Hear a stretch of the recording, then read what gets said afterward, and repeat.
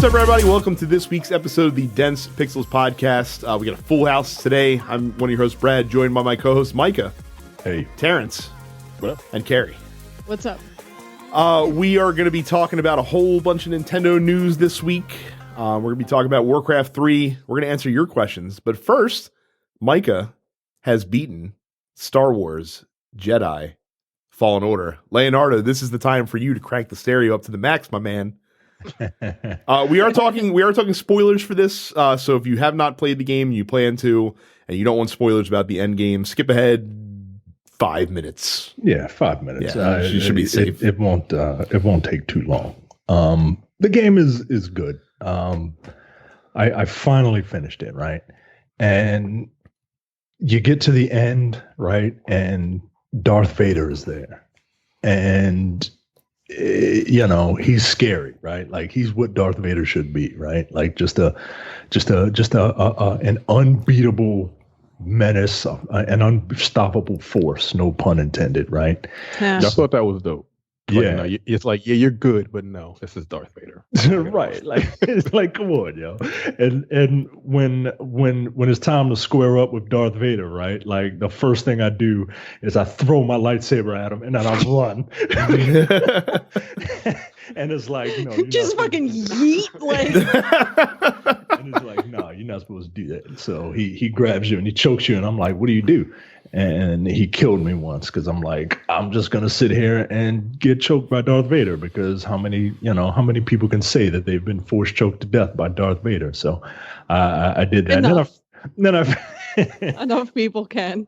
And then so I figured out what to do, right? And then you can't beat Darth Vader, right? So you just have to run away. And then you run away and you meet back up with your crew. And they do what I know you hate, Brad, and I know most people hate, but I know Brad hates it specifically because we talked about it at the Mission Impossible 3 review from the Men with the Golden Tongues. You see, throughout the game, they're trying to get this MacGuffin. And once they get it, at the end of the game, dude is like, you know what? Turns out we don't need it. So you're saying the all important Jedi Child Registry was a complete MacGuffin? Yes.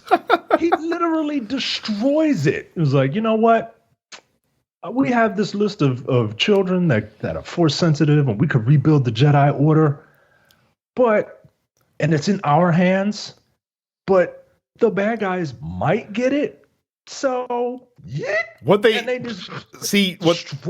should have done is follow the plot of a different Mission Impossible movie. Instead, Cal Kestis should have memorized the list of names in 3 seconds, then destroyed the list, then went to Darth Vader, and it was like, you can't kill me because I am the list. I'm the only thing you got. You want to find these Jedi kids? Then you're going to have to fucking let me live and all my friends live. And he's like, you're bluffing. And Cal Kestis is like, oh yeah, try me. Like, I'm going to give you one Jedi kid to kill if you let my friends go. And then you just like name some random fucking Jedi kid. And Darth Vader's like, oh shit, this guy's not bluffing. Meanwhile, Deborah Wilson is sitting on a landmine. But yeah, he literally destroys the thing and said, okay, where to next? I'm like, yeah.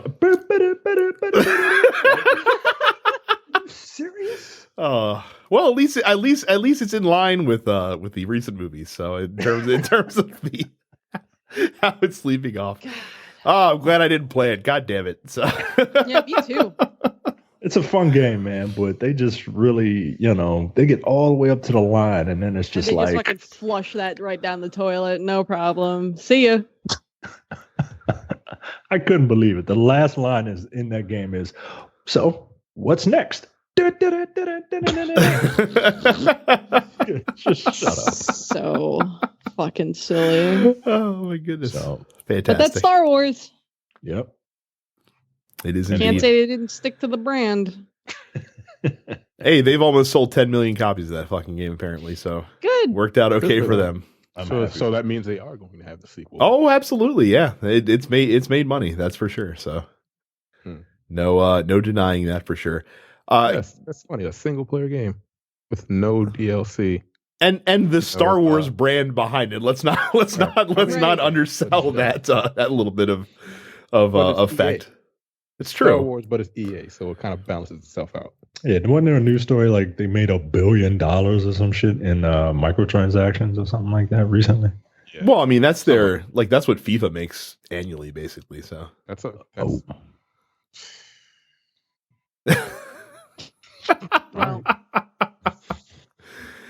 Well, Carrie, what other ice creatures have you slain in Monster Hunter? I'm in like the true end game now Mhm. of Monster Hunter World Iceborne. So I finished all the story stuff.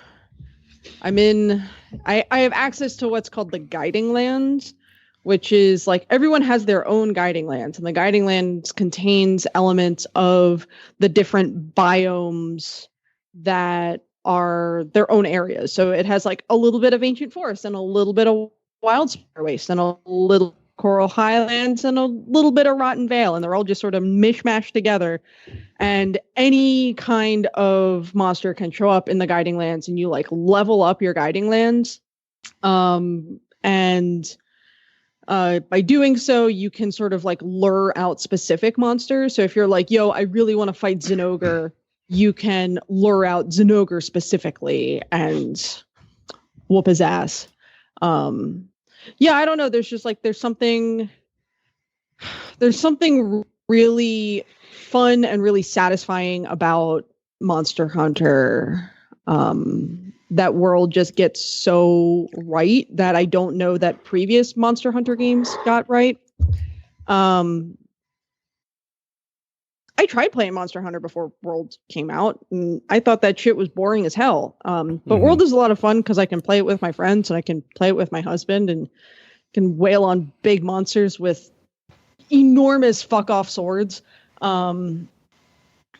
Rajang arrives in the game this week on PC, and they're doing like a crossover event with Resident Evil, which is kind of fun. I'm actually really looking forward to that. They've just been keeping up on content additions and fun crossovers with other Capcom things and with other properties entirely. Like they had a Witcher event, and they had like a Final Fantasy 14 event. Yeah, Monster Hunter is really good. You should play Monster Hunter. I think I there's still have it. But yeah. I don't feel like paying for Iceborne. Iceborne's so much fun, dude. There's something. Iceborne, I mean, I think it's like $30 or $40 for Iceborne, but like it adds basically the same amount of content that was in the base game. Like it's doubling the game. Jesus Christ. Yeah.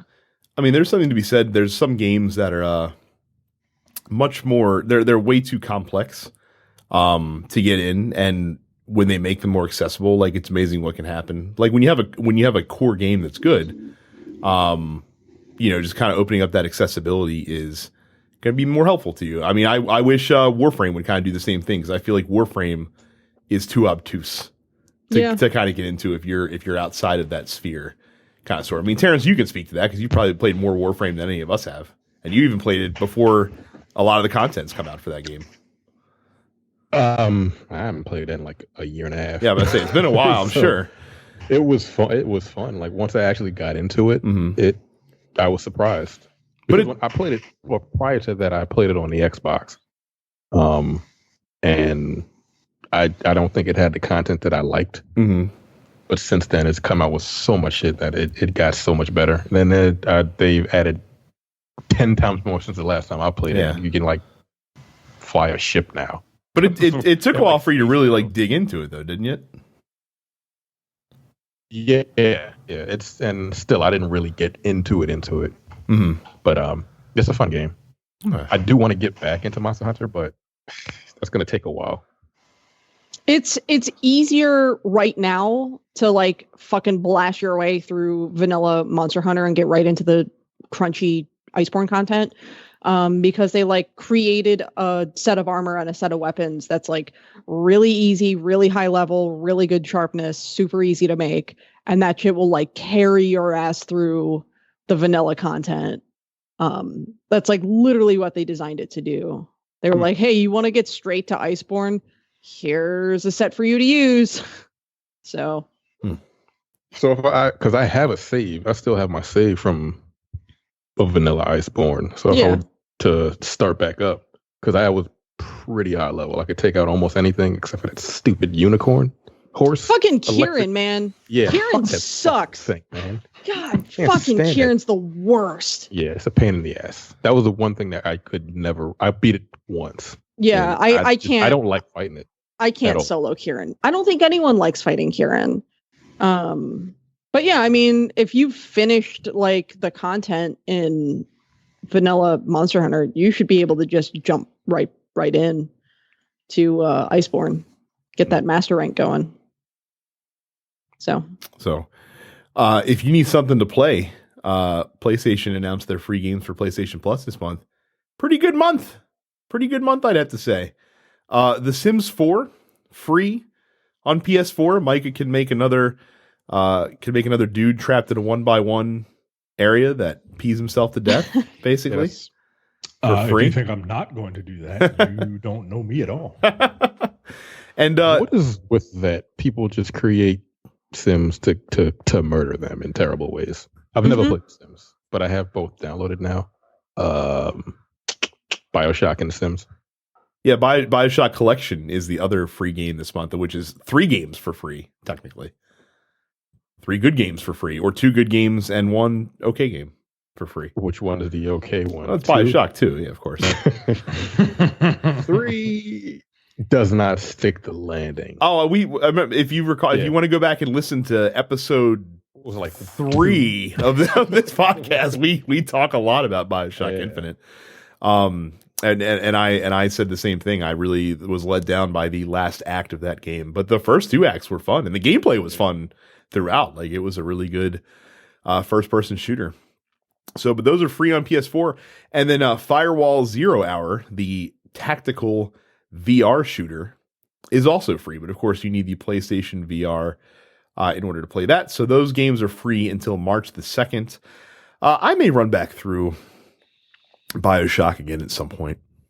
Those are good games, or at least like the first one like 3 or 4 times. Yeah, I really like that game a lot.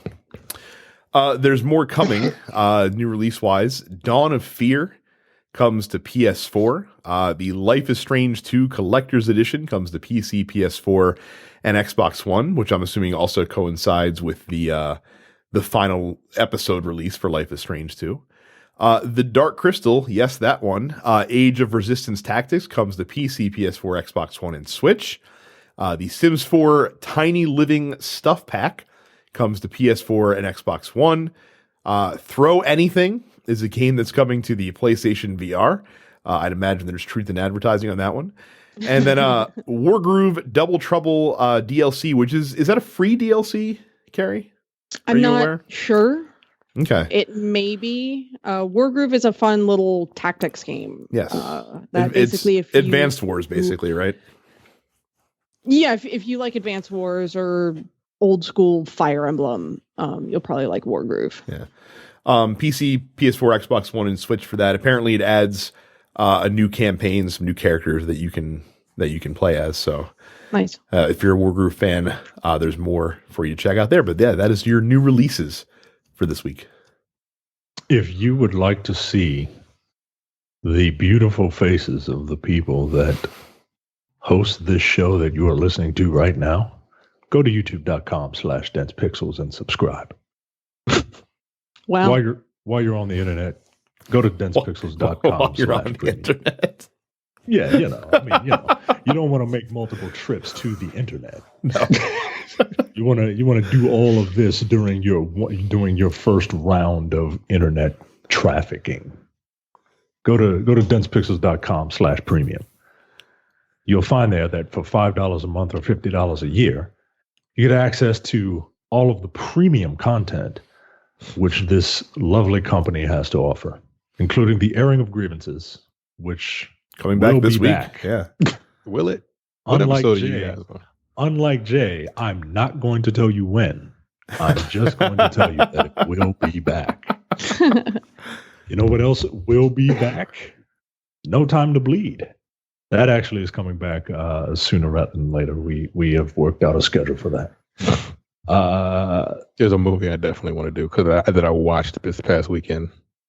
Well, now you have to tell us. It's not an official plan, so you can spoil it because it's not in the queue yet. So, Oh, you want me to tell you what movie it was? Yeah. It was Alien. Ah. Like I rewatched it last night. It was not last week. It was the director's cut. I'm which was 2 hours and I'm 30 shocked minutes. that hasn't been done yet. Yeah, honestly, me too. yeah, It okay. needs to be done. You've never seen it, have you? Never seen it. Have you seen any of them except for Nope. the last 2?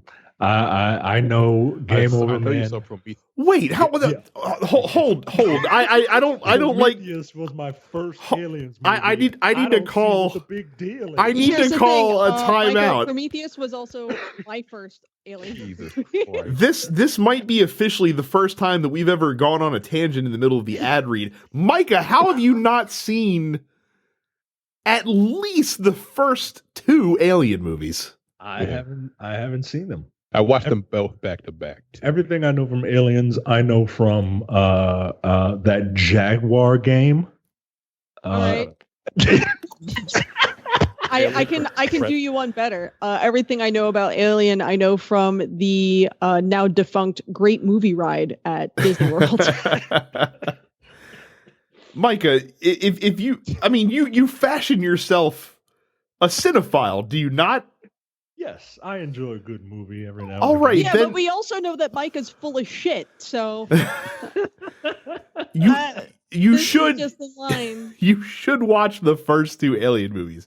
Tangent I saw- over. Oh. I saw the prequel. I saw Prometheus. Oh my god. I don't see what the big deal is. Okay. Prometheus is a They're both fucking on terrible Hulu. movie, by the way. No one in Prometheus said, "Get away from her, you bitch." That's what I was looking for, and I didn't get it. Instead, what I got was Idris Elba, noted Englishman, doing a bad Southern accent. Get Is out. he in that movie? Yes, I he feel is. like I just blacked out that entire movie from my memory. It's really not a good film. But the Men with the Golden Tongues review excellent, well, for the most part, excellent films. That is our Okay. James Bond spy Sure. movie podcast. And you get full 2-hour episodes of the Look Forward Political Podcast hosted by Andy, Brad, and occasionally Jay. And I'm not going to say what it is yet, but something else is coming to premium. Yeah. Something else is coming to premium that is being worked on, and I don't even know how to hint at it. Yeah. It's nothing you've seen before. And No, it's nothing you've seen before on this network. Certainly not. I guess I'll just say, like, it will probably open with a discussion of how much I want Patina Miller to step on me. So I don't know what the hell that means. I don't know who Patina Miller is. I don't know who that is, but I'm here for it. mhm. What? Don't log off of the internet yet. Because you can subscribe to all of the free shows while you're there, including the flagship show, The Nerdpocalypse, Black on Black Cinema, where we are about to discuss a movie, an Oscar award-winning film. Coming Distractions, the contemporary movie review podcast, and the preview episodes, just to whet your appetite of Look Forward. Here's something to look forward to for coming distractions. I get to see one Sonic a Hedgehog. Oh, that's coming out like soon, isn't it? That's It next comes week. out on next Valentine's Friday. Day. Yes. For So some you weird can- fucking reason. I mean, why not? Sure. They know their audience. They know their core audience. When is the screener? Is it Wait, on What is Tuesday? their core audience that is coming out on Valentine's Day? Furries. Furries, right? That's gross. Is the screener on Tuesday? The screener is this coming Saturday. Weird. Okay, What? that's a kid. It's like a kids movie. They do it at They're weird times. treating in it the like a morning. kids movie. Yeah. Yeah, so Saturday it's a Saturday morning show. It's rated PG or whatever. Like, of I course it's I PG. almost requested it just because I wanted to just savage that fucking film in review form. Nope, I claimed dibs on that pretty early. I'm not upset to not be seeing it. I'll put it to you that way. Like it was going to be trashing it just for fun if I did. So they fixed him. Yeah, he looks cute now. Fixed He him. looks like he's supposed to look. Right.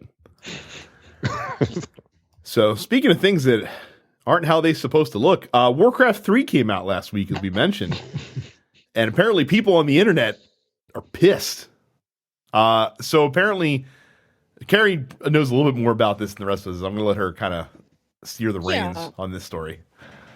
Well, Warcraft 3 Reforged, when it was announced, Blizzard said this is going to be an ambitious remake of both Warcraft 3 Reign of Chaos as well as the Frozen Throne expansion. They said we're doing a revamped user interface, we're doing enhanced cutscenes, we're doing dynamic camera angles. We are tweaking some of the single-player campaigns in terms of recorded dialogue as well as in some of the actual writing in order to actually bring the lore of Warcraft 3 up to snuff with the current existing lore of World of Warcraft. And then the game came out, and they didn't fucking do a lot of that. The UI is unchanged. They tweaked a couple voice lines, but that's really it. They didn't do any massive changes.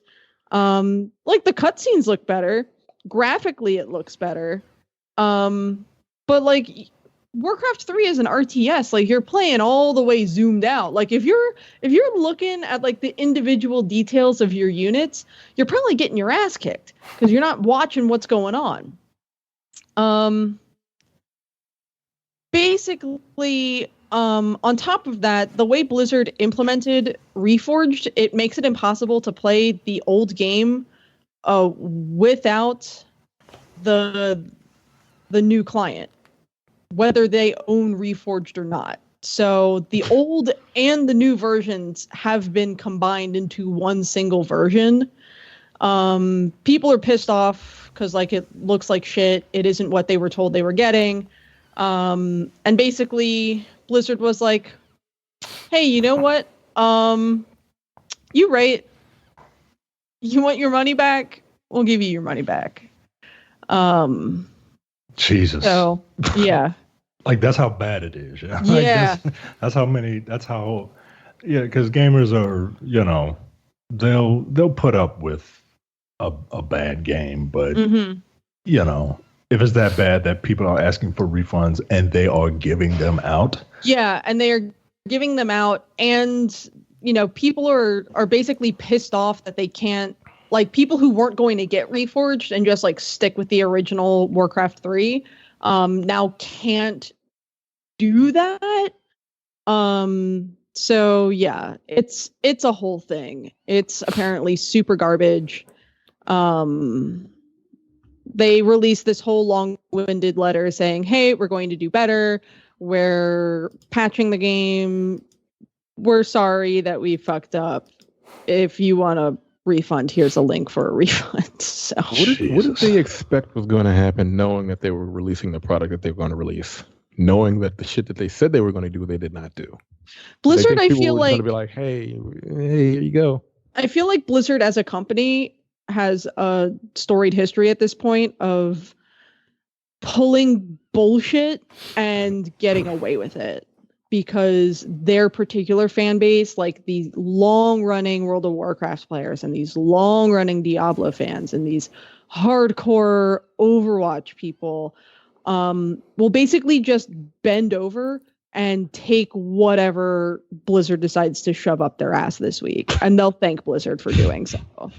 Well, also, I think tell me I'm wrong. There's like this fucking cult of Blizzard that's formed over the last decade, especially. Well, I think they also have a track record of 76 for some reason. They do. Oh, we'll get to that. Yeah, I think they have a track record of not worrying about it because they've released a ton of games that, when they come out, have some major problems that they then go back and course correct, and then people usually love the games and everything's rosy. Like Diablo 3, when Diablo 3 came out. Diablo 3 was horrible. Yeah, it was terrible when it came out. The fucking real money auction house, which was one of the most ballyhooed features of the game, made the game complete crap. Like it fucking ruined drop rates. It opened up, exploitation and all sorts of other things you could do in the game that kind of took away from the spirit of Diablo.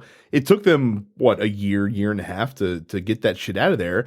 But once they did, and once they rebalanced and retuned the game, Diablo 3 is fucking excellent. You know what I mean? So it's like, I don't know. It's another one of these companies now that I guess is just making products that you can't take the initial release at face value, I guess you could say. You just gotta wait for the, if you're buying in on day one, you are essentially a delta tester, as we like to say. And there's going to be changes and shit made. I'm sure they're going to go back and retool Warcraft and make it something that their fan base actually desires it to be. But in the meantime, they're going to eat some shit. And those people that got refunds, if they go back and fix the game and make it what they want, then they'll go buy it again. No doubt. Right. But they're putting more work on themselves, which doesn't make any sense. What the fuck else are they doing, Terrence? They can print money over there. Like it's not like it's like I said, it's not like that they have to worry about the next game that they're making. They have 8 development teams working on shit at all times right now. Again, this is like the Tyler Perry method of fucking video game making.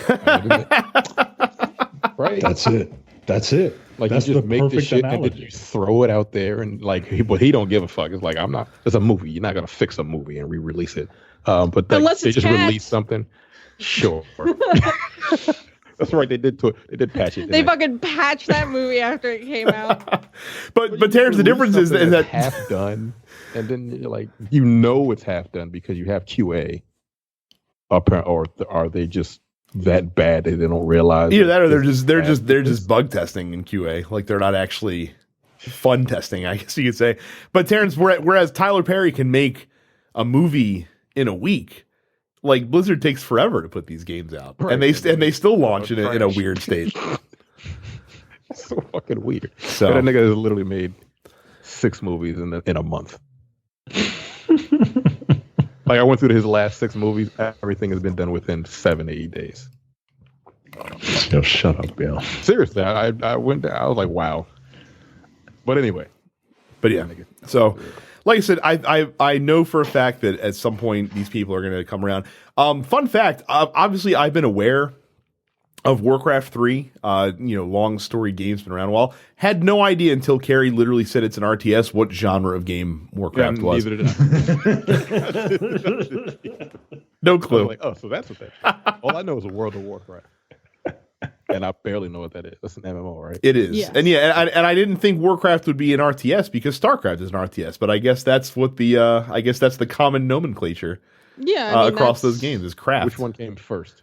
I think Warcraft came first, yeah. Yes, the original Warcraft came first, and that was sort of in response to Command and Conquer, something like that. Like there was that early 90s explosion of RTS titles because you had your sort of true military style, and then Blizzard was like, what if we did a fantasy version of this genre?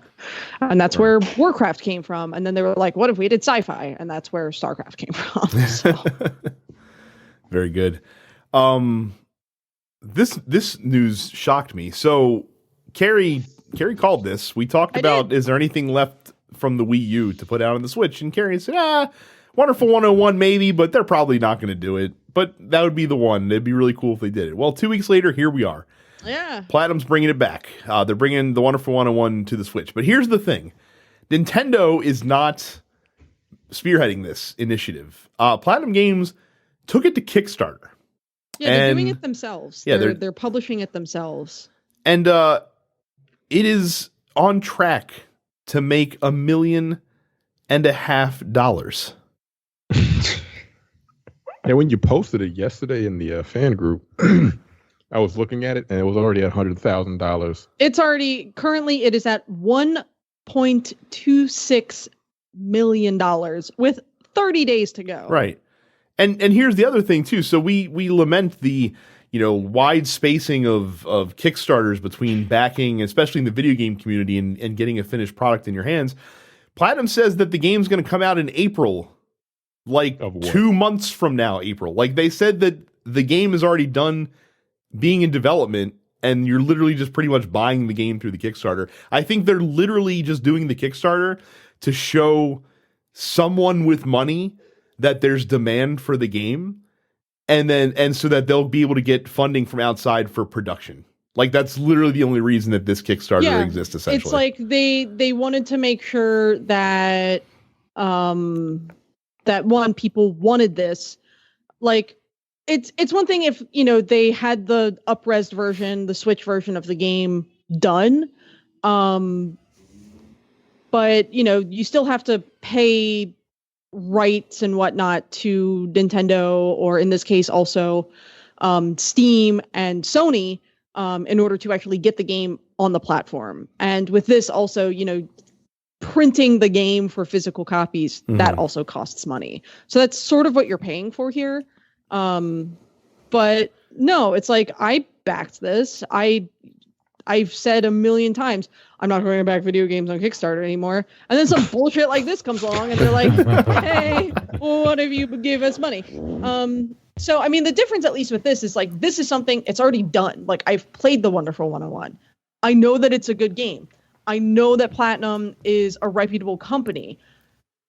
I'm literally just like, just give it to me on the Switch. So I'm, this was not something to hesitate about. But yeah, I think it's super rad. Carrie, for those unfamiliar, and by those I mean me, tell us about the Wonderful 101 and why it's worthy of your time and attention. And why there's no Xbox version. I mean, you know why there's no Xbox version? Because this is a Japanese game, and Microsoft has historically not done well in Japan.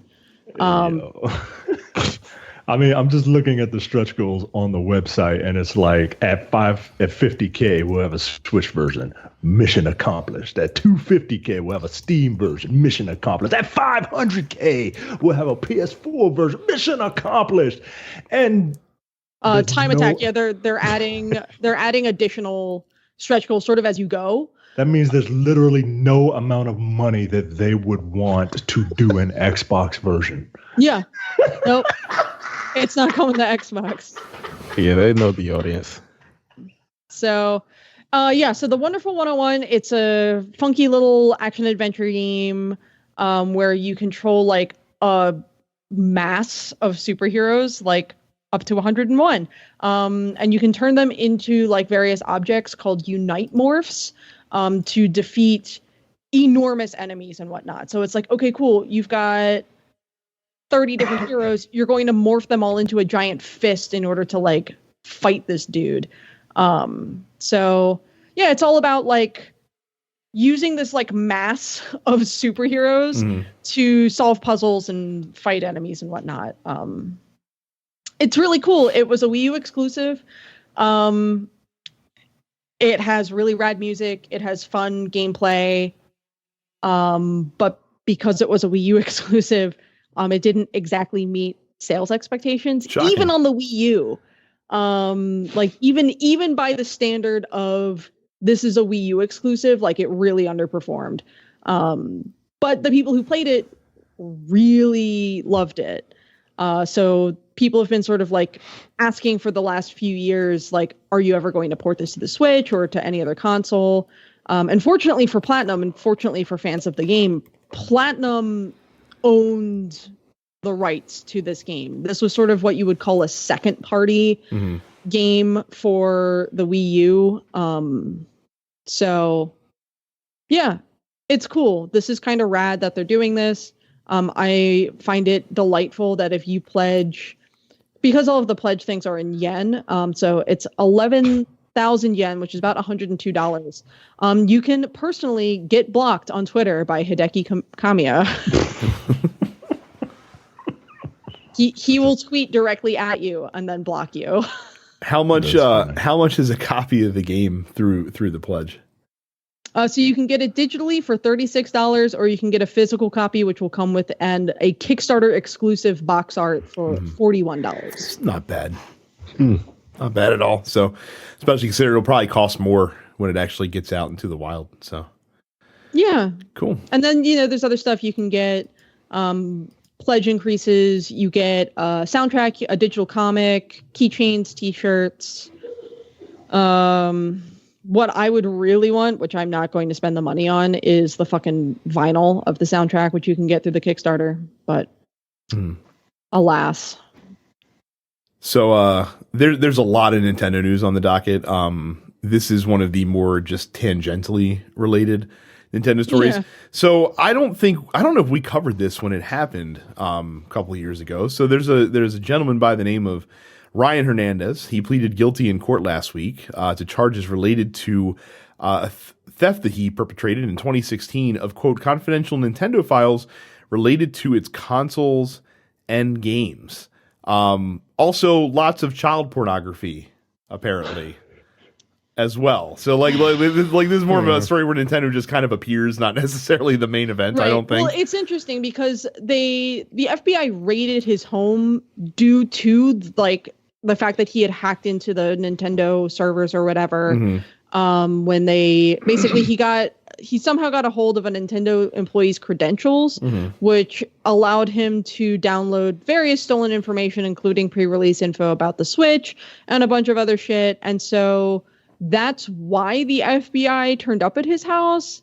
And then when they got to his house and they seized all his stuff, they were like, wow, you have like thousands of images of child pornography. See? So you are going the fuck to jail. How old was he?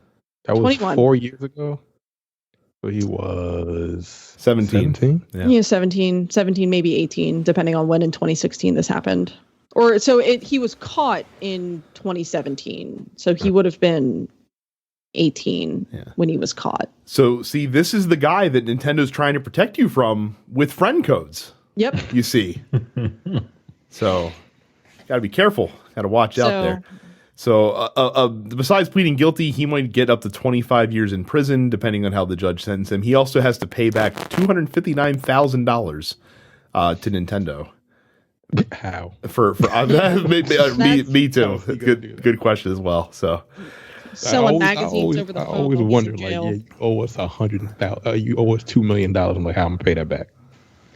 I don't know. I can't. Wage garnishing. From prison. Yeah. Well, yeah.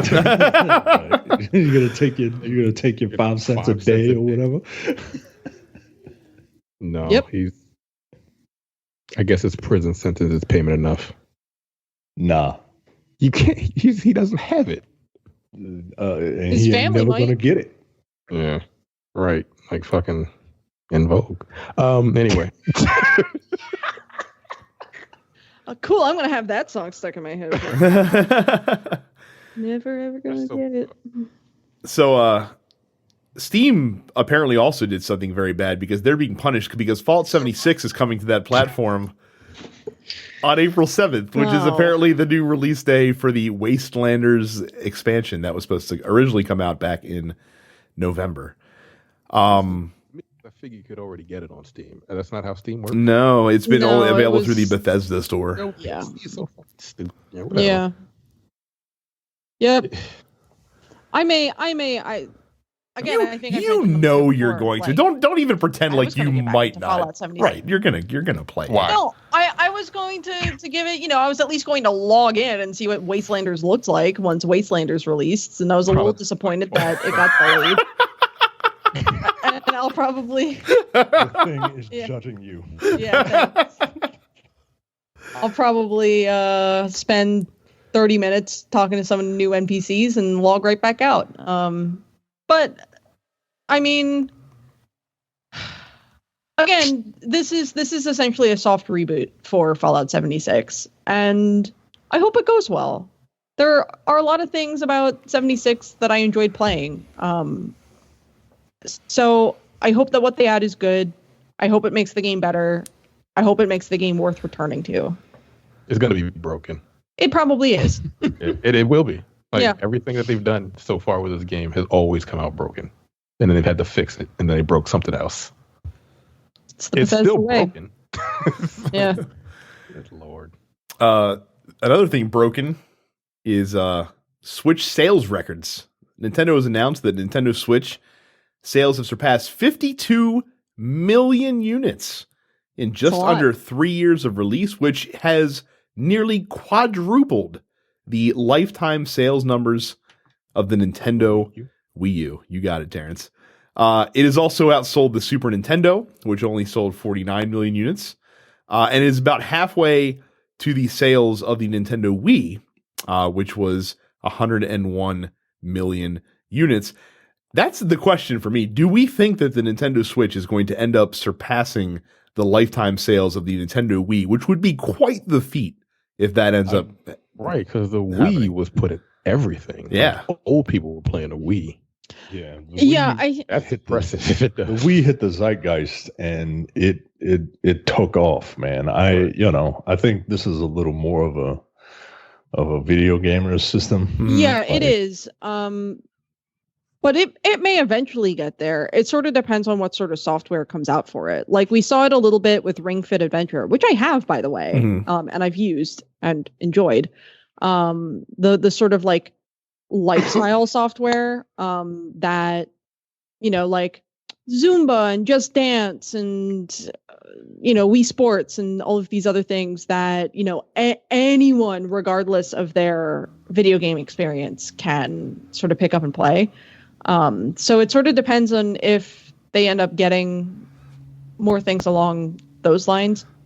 I don't know that it'll meet the Wii, but this article does say, based on sales trends, it's selling faster than the 3DS, the PS2, and the PS4, but is generally speaking behind the Wii. Yes. Another system that the Nintendo Switch has outsold, according to analysts, we don't know for sure because the other company involved here does not report their sales numbers, but analysts say that it's outsold the Xbox One as well at this point. It is outsold the Xbox One. How many units has the PS4 sold? 108 million, Sony reported in their most recent financial call. Yes, it surpassed 108 million. Yo, Sony just demolished Xbox. Yo,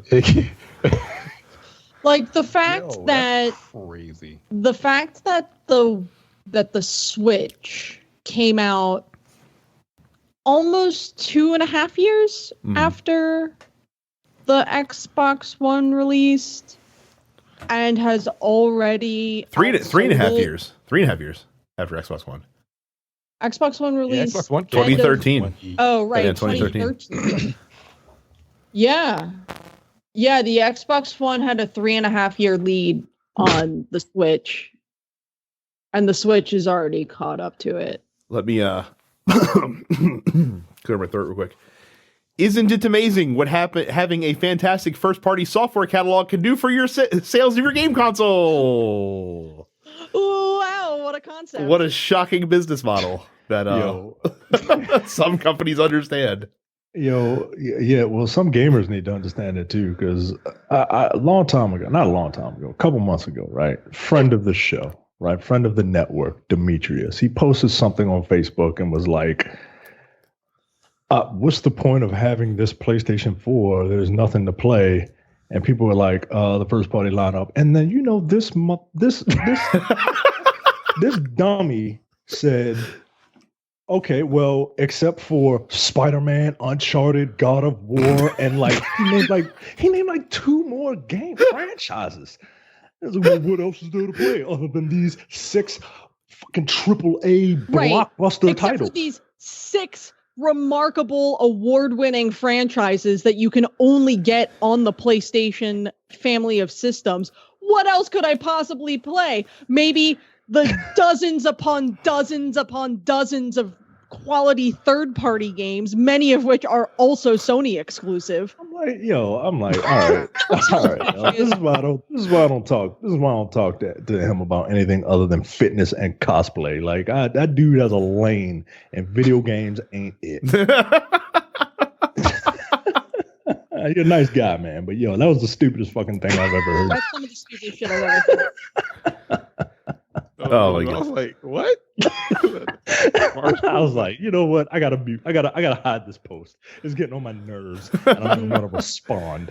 I don't like responding on Facebook. If you want more numbers, we got more numbers. So Nintendo has sold more than 16 million copies of Pokemon Sword and Shield in just under 3 months of availability on the market. Yep, came out in November. But yeah, God, the National Dex thing is just going to doom this series. God, if only we had the National Dex. Then can you imagine? Can you imagine what's going to happen to Nintendo without the National Dex and Sword and Shield? Fuck you. Sick of these dudes. Luigi's Mansion 3 and Super Mario Maker 2 have sold over 5 million copies apiece. Mario Kart Deluxe, still the leading software sale title on the Switch to date so far, having sold almost 23 million copies, which puts it in the hands of nearly 1/2 of Nintendo's Switch owners, which is an insane thing to think. Insane. So, Switch doing good, guys, doing pretty good. It's a good thing they are doing good because Nintendo has confirmed that the long-rumored Switch Pro, if it is happening, is not happening in 2020 at least.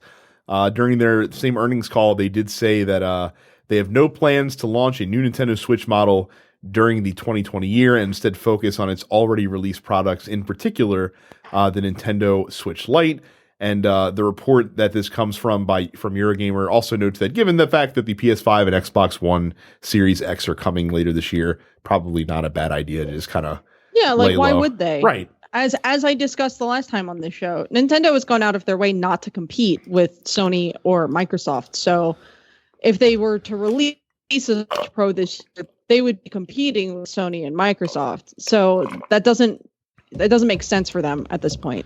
However, they are releasing an Animal Crossing New Horizons edition of the Switch. People and it is the cutest fucking thing losing I've seen in my whole fucking life. Their fucking minds over this Switch console that's coming. Aesthetically pleasing.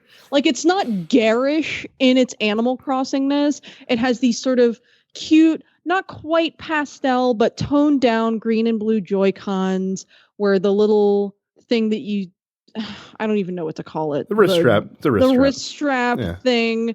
They're white instead of black. The back of the Joy-Cons is a pleasant cream color. The back of the Switch itself has an Animal Crossing pattern on it. The dock has a cute little pattern with Tom Nook and his 2 nephews on it. It's very cute, and I desperately want it. However, I am a poor millennial, and I cannot rationalize buying a second Nintendo Switch system when I already have one that works just fine. My wife wants this thing would like to buy so one badly. She wants it so bad. It's so fucking cute. It looks like something out of the Martha Stewart collection. It really does. And I'm not saying that. Find this in the home section of your local Target. Right. Yeah. I'm not saying that to be like a dick. It is aesthetically pleasing. I wish the base was kind of matched the rest of the colors of the system. Like if they had gone with that cream color for the Switch itself. Yeah. That would have been nice. That would have been fine. And I know this is just me. I know it is. I don't like mismatched Joy-Cons. I can't stand it. I mean, they're close enough in color. No, they're not.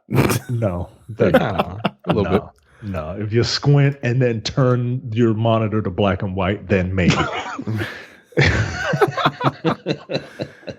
So that's going to be $300. It comes out the week before the game releases. Of course, it does not include the game, as the Nintendo bundles customarily do not. But you can pre-order it now and pick it up from your local haberdashery or from densepixels.com/Amazon. The last bit of news is a bit of a surprise to me. I'm surprised it's happening this soon. I thought they announced this originally that it was coming to Switch. Well, no, they did announce that, but they didn't. They were like, oh, we're not going to say when. The Outer Worlds will be out on Nintendo Switch a little bit more than a month from today, March 6th. The game is going to be available. It's only going to be available digitally. There will be boxed copies in stores, but that boxed copy will contain a download code. Of course, it's going to be $59.99. It's being developed by Virtuous Games. They did the port of L.A. Noire that recently came to the Switch, Xbox One, and PS4. We talked about Outer Worlds a lot on this show. I enjoyed it. Yeah, I thought it was very short. good game. But I'm not going to buy it on Switch. I have it on Steam. Yep. So, but that's coming But soon. hey, if you have a Switch and you haven't played Outer Worlds and you've maybe sort of waffled on it, like, pick it up. I would say it's worth playing, and it's probably worth playing even in handheld mode. So, yeah, check it out. There you go. Oh, is it me? It is. Yes. Go to Amazon. Go to www.densepixels.com/Amazon. When you go to www.densepixels.com/Amazon to make all your Amazon purchases, we get a little itty bitty teeny weeny yellow polka dot bikini finder's Wow. fee. And you know what that's from? Yeah, I know what that's from. I mean, I don't know. You're a broke millennial, as you say. When you go to www.densepixels.com/Amazon for all of your Amazon purchases, we get a little bit of a finder's fee. It helps us with some of the stuff that goes on behind the scenes. So buy big and buy often. That's www.densepixels.com/Amazon. And you know what? Go ahead and spring for the one. Fuck them old people. Wow. I mean, the sooner they're going, the That's true. That's a good point. It's a good point. better the world will be. We turn to the Dense Pixels post office where we receive your questions and answer them here on the show. We'll start with Amir. What is the hardest thing in a video game that you've ever done? For him, it was beating Genichiro for the first time. Genichiro. Whatever. In Sekiro. I should know that too, because I do know, and I'm a fan of Ichiro, the baseball player. So that's right there. I don't play hard games anymore. Yeah, I stopped playing hard games after the invention of the memory card. I don't have patience. I think the hardest, I can't think of like the hardest single thing I've ever done in a video game.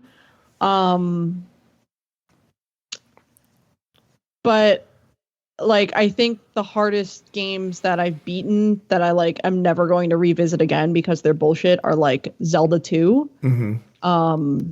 I beat Zelda 2. Never doing that again. And like the original Final Fantasy. That game's not fun. But I beat it.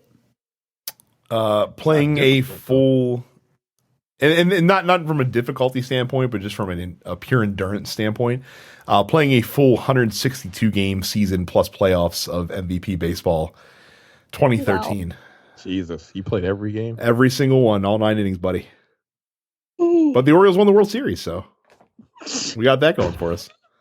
Hardest thing I've ever done? Probably beating Ninja Gaiden 2 on the hardest difficulty. Yo. After I stabbed my first copy. You I got it. stabbed your first You don't copy? know this story? It's a Dense Pixels legend. Yeah. I don't recall him stabbing his first copy. Literally. For the longest time, that image of a kitchen knife stabbed into the disc was the image that pops up that I assigned to his contact information in my phone. It was a beautiful picture. But yeah, I got it back and I actually completed the game, and then I just went on to beat every difficulty level setting, which was not easy at all. I'm never doing anything like that again because it's not worth the frustration and pain. I've tried some very difficult things, like in Digital Devil Saga, the Shin Megami Tensei duology for PlayStation 2.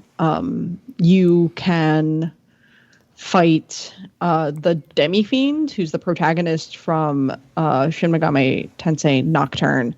And that's, I think it's still considered one of the most difficult boss fights in any RPG ever. And I attempted it, and I feel like I got maybe halfway through, and then I got my ass handed to me, and that was that. Mark That asks, probably leads us to the second question. yeah, a little bit. Mark asks, have you ever had a game that you were really loving, but then you hit one spot or Sekiro. series of events in the game that made you go, fuck this shit.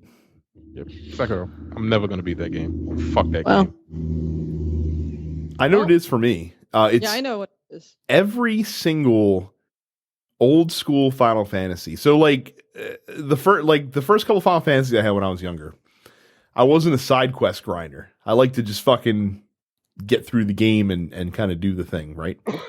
And the Final Fantasy games, for the most part, let you do that. Like you can go through the main story pretty much start to finish nonstop with minimal side quests. grindy. No, you don't have to be super grindy. You can just run through until you get to the final dungeon.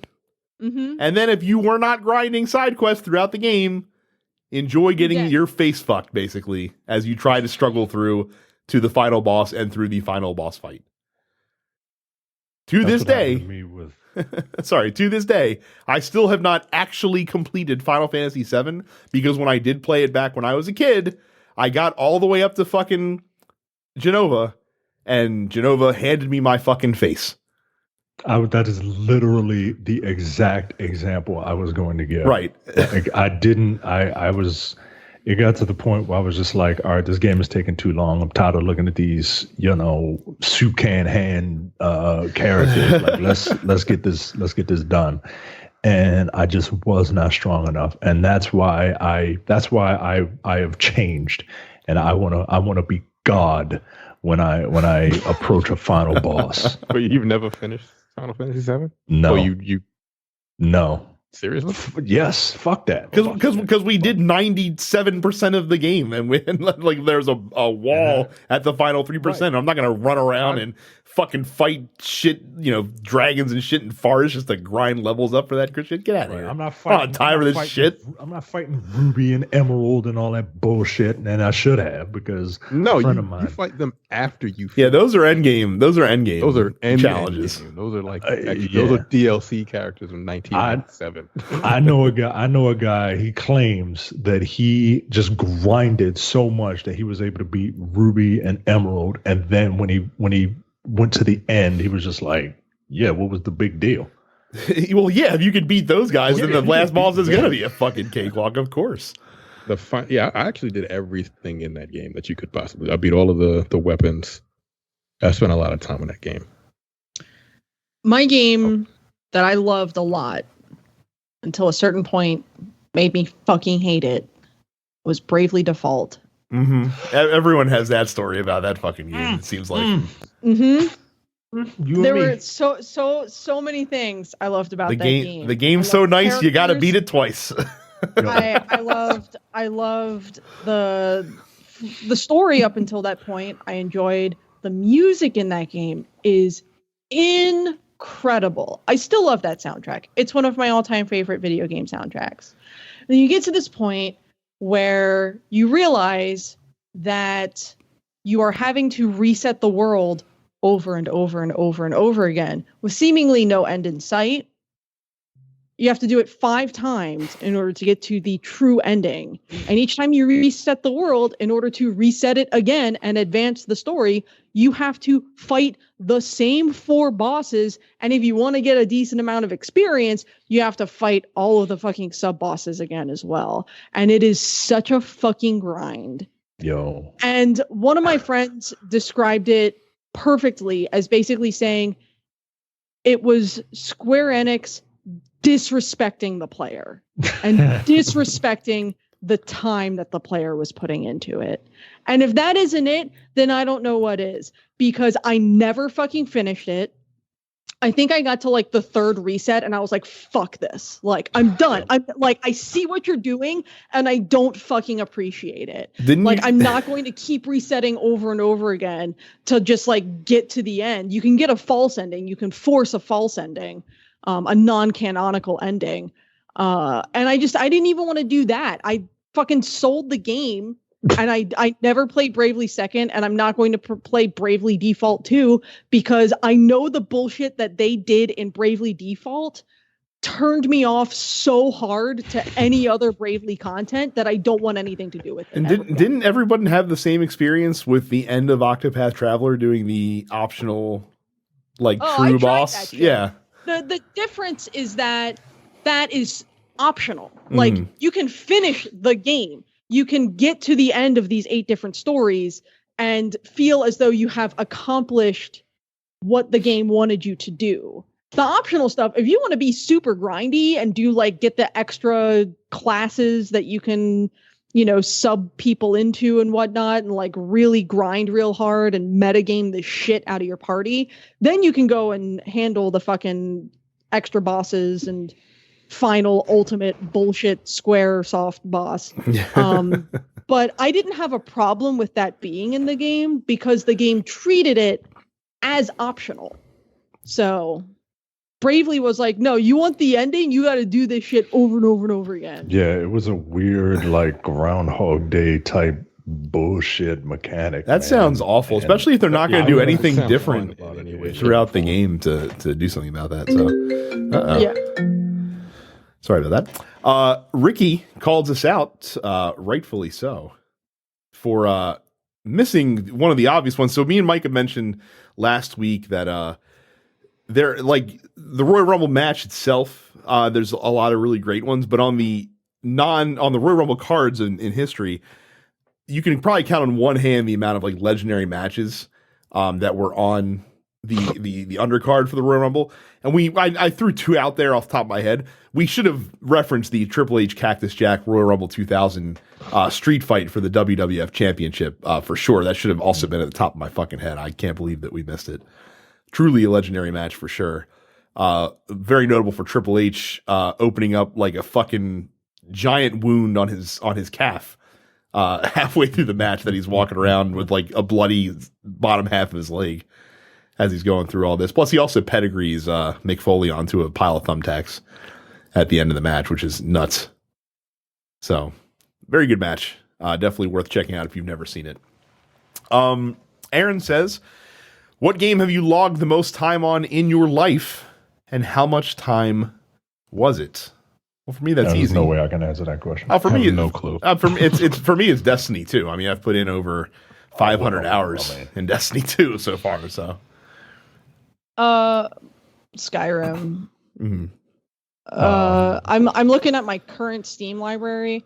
And so in base Skyrim, I have 90 hours. And in special edition HD Skyrim, I have 50 hours.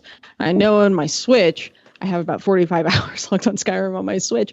And before my house was broken into and my Xbox 360 was stolen, I had about 200 hours on Skyrim there. So that's a problem. I have 120 hours in Fallout 4. I didn't realize I had put that much time into it. And I currently have 216 hours in Monster Hunter World. I'm going to say Final Fantasy Dissidia for the PSP. I have no idea why. I don't really know. I don't know if you'd count like multiplayer games online and shit like that. It's probably some fighting game, to be honest with you, that I've put like thousands of matches in. I don't know. No clue. Well, Marvel vs. Capcom 3. There you go. Like 3 years. So many matches. Cam says, what video game franchise do you think had the most disappointing ending to it and could be resurrected by the right studio? However, he puts in the caveat that we cannot say Mass Effect and Golden Sun because he already predicted that 3 of us would say those things. Yo, did you steal that? No, she got it. She got it graded. It's graded. Oh, yeah. Look. I see a game in a big plastic case. I'm thinking you stole it from Best Buy. It's graded. This is my copy that I've had since 2001. That you stole from Best Buy. Yep, absolutely. I don't know if this counts, but I had the most disappointing ending I can think of a game that is part of a franchise is the Nolan North Prince of Persia. That's fair. Is that like a dark one? Yeah. That's the or one. Is that the cell shaded? Like the cell? Okay. That's the cell shaded one. So like but you couldn't die, right? You couldn't die. Yeah, you couldn't die, which was kind of weird, but I know why they do it, right? So you're the prince He's not a prince. His name is Prince, I guess. And you're just walking along, and you meet this princess, and she's got all these magical powers, and throughout the game, you two are dependent upon one another because you can do things that she can't, like use a sword, and she can do things that you can't, like everything else. And she literally has to save you from falling, right? Because you can't die because she's magical, right? And then you get to the end, and you're on this quest to seal off evil, right? And you get to the end, and the princess knows what she has to do, right? In order to seal off the evil for good, she has to sacrifice her life, right? And she has 100% agency, and this is her choice, and it is something that she wants and needs to do to, help her people, right? To literally save the world, right? But not this douche. This douche is like, yo, I didn't get a chance to hit that yet. Let me undo everything that we've done for the past 10 hours, and so I can bring her back to life. You literally saved the world, sacrificing your friend who you have grown to love, and instead of just living with that sad ending, you're like, nah, but I gotta be the hero though. And you literally unseal the evil so that you can bring her back to life. And she wakes up like, yo, what the fuck did you do? And then the game cuts off. I'm like, yo, what the fuck? Now they came out with like an epilogue or whatever, but nah, yo, the base game of that Nolan North Prince of Persia, I was so pissed, man. And I was just like, all right, whatever, yo. I don't know if another Prince of Persia came out after that. I wouldn't mind seeing another Prince of Persia game, but yeah, that ending was just bad, man. Mm-hmm. I'm jumping around questions because I see some questions I know we've answered before on the podcast. Trey says, since Carrie's going to be on, what are your thoughts on Paranoia Agent being freed from licensed limbo? I don't even know what that is. Paranoia Agent is it's a Satoshi Kon series that 13 episode series back in 2004, and popular, sort of more of like a cult hit. I mean, Satoshi Kon is mostly known for his films, those being like Perfect Blue and Tokyo Godfathers and Millennium Actress and other things. And I'm not huge on, like, I respect the hell out of Satoshi Kon's work. I thought he was just really a fabulous director. He had a really interesting artistic eye. It sucks that he died as young as he did. He died in 2010 of cancer. And he had some really interesting things. I mostly prefer his films over his series, and I don't know, like it's cool that people are going to be able to fucking see Paranoia Agent because it's been hung up in, again, fucking licensing limbo forever. So it's neat. I'm not the biggest fan of Paranoia Agent though, so I'm just sort of like, good for people who want to watch it legally now. It's not like people haven't watched it. People have watched it, just not legally. Okay. Aaron has a two-part question. The first one is directed at Micah. Why does Micah hate Richter Belmont so much? Because he's not Simon or Trevor. That's fair. It. That's valid. That's really valid. Of the Belmonts, I would say Richter is probably like the weakest. This boils into his actual question. Who are your most despised video game characters, be they protagonist or antagonist, and why? Be they their design, their characteristics, their storyline, etc. There's a lot to choose from here. Like a lot to choose from. I fucking hate Yoshi. Prototype Man. Proto Man? Which one? Prototype Man. Both of them. I'm saying, okay. I was gonna say, is it white prototype or black prototype that you are the both of them. Both of them. Okay. Both of them. White prototype man in game is a dick, and black prototype man, the voice actor, is a fucking prick. We were supposed to do an interview with him, and he kept flaking out on us. Fuck you forever. Wow.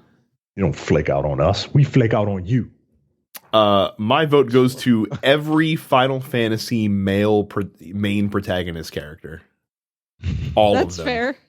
All of them, because they're all the They all worst. suck. They're all the worst. And we'll include Sora in that mix as well. Just for completion's out sake. of that lineup, who has the worst? It's a tie between Squall and Tidus. Tidus is up there for me as well. Tidus is obnoxious. Tidus is obnoxious, but I'm not offended by him. I'm offended by every male character in Final Fantasy VIII. I hate them all. Every male character in Final Fantasy VIII. Even Irvine? Even Irving?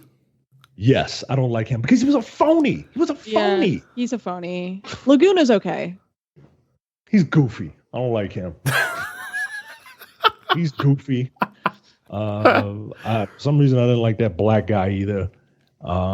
Squall was, Squall. I mean, look, we don't have enough time for Squall.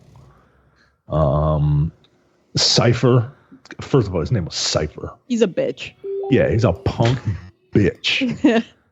And he's got a Glock gun. What the fuck? A Glock gun? All right, yo, get out of here.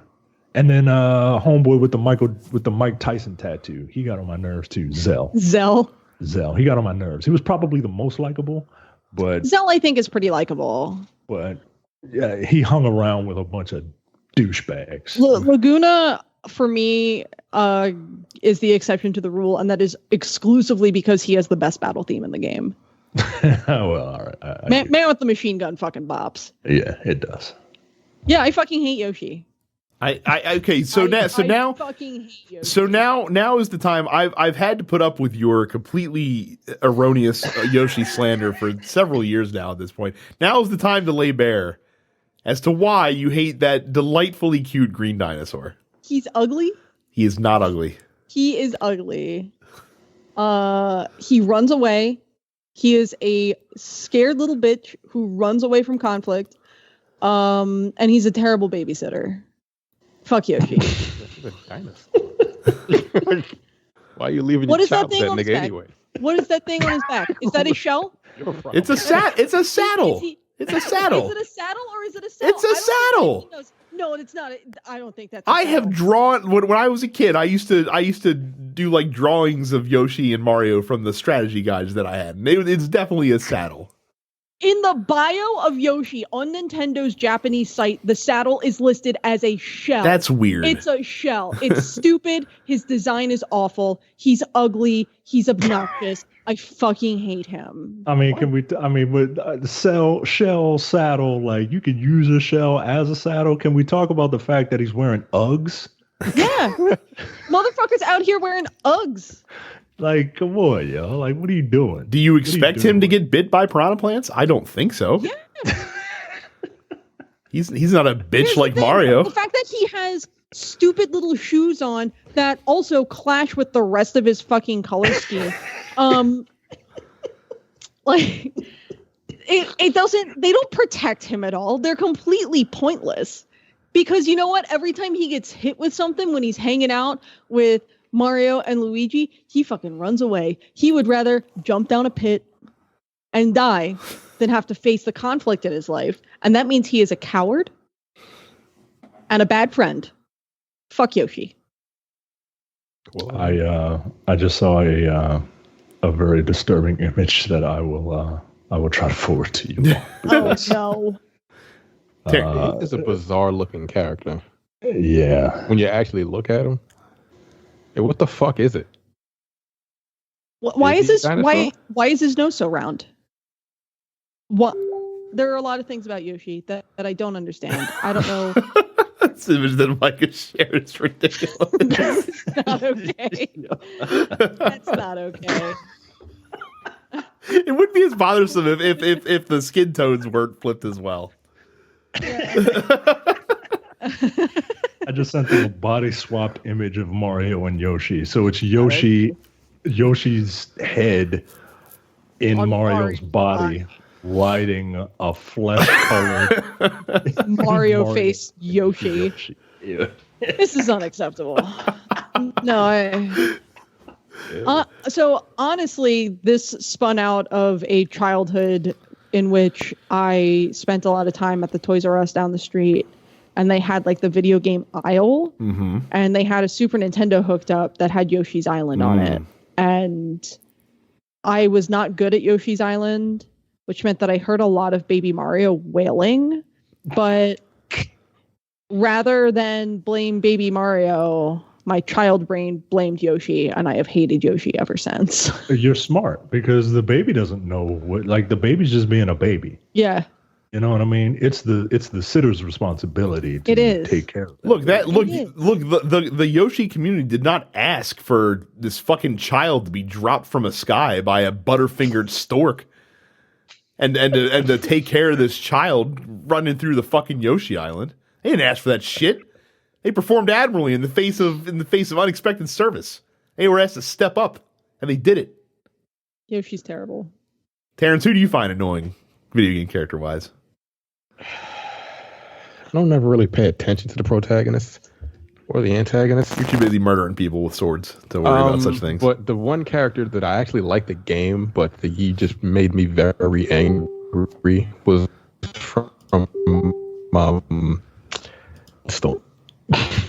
I can't stand that nigga. Like, first, the dialogue was written by a 12-year-old in that game, and he was That's absolutely true. He was just corny.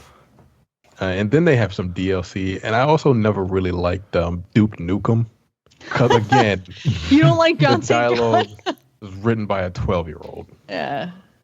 So yeah, those two white dudes. Not fond of them. We will end with Terrell, who says, "What is a game that you have not yet finished, but that you contend that you absolutely will go back and complete one day?"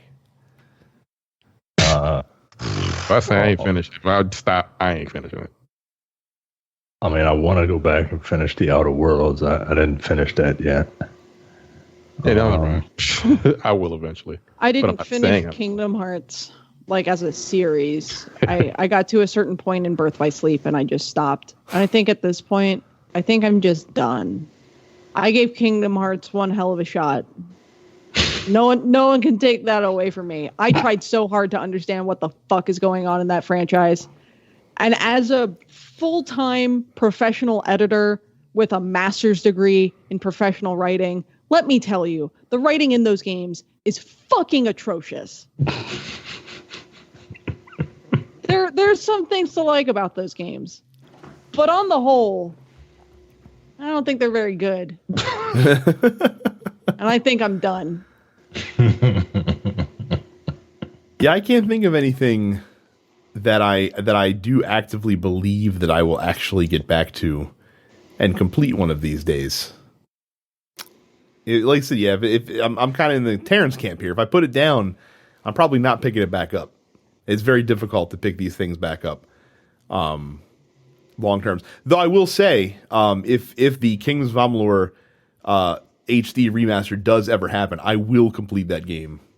You never finished that? I never did finish it because Mass Effect 3. Mass Effect 3. Well, it's not because it wasn't good. Mass Effect 3 came out, and that was the end of that. So that's part of the reason why that game was fucking doomed from the start. Right. Is like it came out between Skyrim and Mass Effect 3. Like, what are you doing? Not getting into the Hall of Fame. That's what he's doing. Yeah. God, he's inching ever closer. Jesus Christ. I was at a panic attack. Please don't let him in the fucking Hall of Fame. Please don't. Jesus Christ. We don't need him anywhere near that fucking thing. No. At this point, crazy person. So, that is it for the Post Office. Thank you guys for submitting your questions. And that's going to do it for the show. So don't forget to join us in our fan group, densepixels.com/fans. Subscribe to the podcast on whatever app you use to listen to your podcast, as well as all the other TNP Studio shows. Make sure you go to our YouTube channel, youtube.com/densepixels. And you can follow Terrence on Twitch at Apparition410. You can follow Carrie at SuppetsCarrie. And I, if I do stream, which is once in a blue moon, it's usually on the Dense Pixels YouTube channel, so you can check that out there as well.